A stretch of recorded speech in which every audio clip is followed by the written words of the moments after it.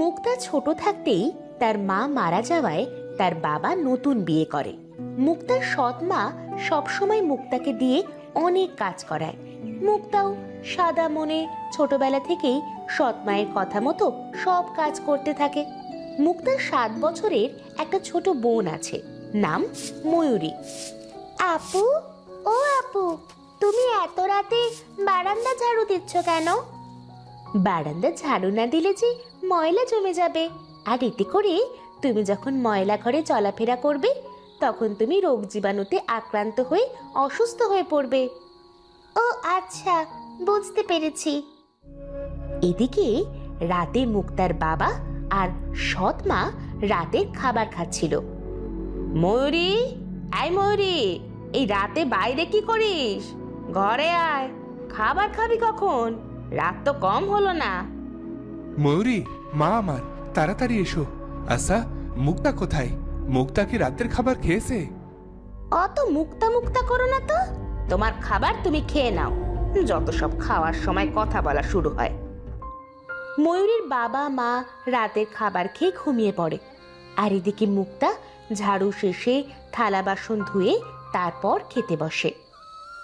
জানালা দিয়ে এত রাতে কিসের শব্দ আসছে? মুক্তা যখন খাবার খাচ্ছিল তখন তার কানে জানালা দিয়ে আজব শব্দ আসতে থাকে। বনের পশু পাখির শব্দ দেখছি ঘরে এসে পড়ছে। সকালে গিয়ে একবার দেখতে হবে। সারা রাত কাজ শেষে খেয়ে ঘুমিয়ে পড়ে মুক্তা।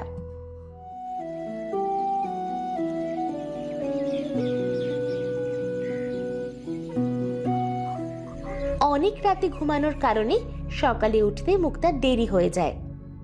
আরে এই মুক্তা, মুক্তা, বলি কি এখন কটা বাজে? সেই কখন সকাল হয়েছে, আর ওদিকে যে সকালের বাসি উঠোন ঝাড়ু দেওয়া হয়নি। আমি আমি এক্ষুনি হাত মুখ ধুয়ে উঠোন ঝাড়ু দিচ্ছি মা।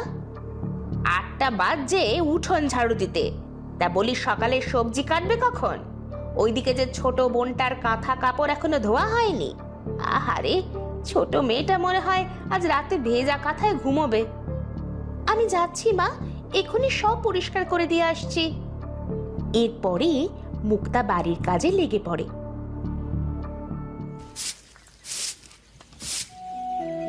সব কাজ শেষে মুক্তা নদীর ঘাটে পানি আনতে যায়।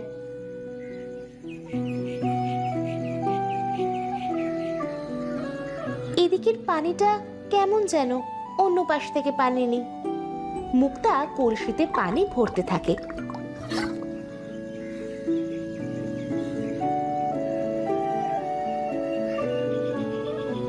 পানি ভরে মুক্তা ভরা কলসি নিয়ে বনের ধার দিয়ে আসতে থাকে। আর তখনই মুক্তার রাতের অদ্ভুত শব্দের কথা মনে পড়ে যায়। আরে, আমার তো মনেই নেই বনের ভেতর থেকে রাতে যে অদ্ভুত শব্দ আসলো সেটা তো দেখা হলো না। এই বলে মুক্তা কলসি নিয়ে বনের ভেতর যেতে থাকে। বনের ভেতরে মুক্তা হাঁটতে থাকে। কই, কোনো কিছুই তো দেখতে পাচ্ছি না। তাছাড়া রাতে যে অদ্ভুত শব্দ শুনলাম সেটাও তো কোনো পশু পাখির বলে মনে হলো না। এমন সময় মুক্তার পায়ে একটা পিঁপড়া কামড় দেয়। উফ, পিঁপড়া! পিঁপড়ার কামড়ে মুক্তার কলসি মাটিতে পড়ে যায়। কলসির সব পানি গড়িয়ে পড়ে যায়। আরে, এ কি? বনের এই গাছটা হঠাৎ শুকিয়ে গেল কি করে?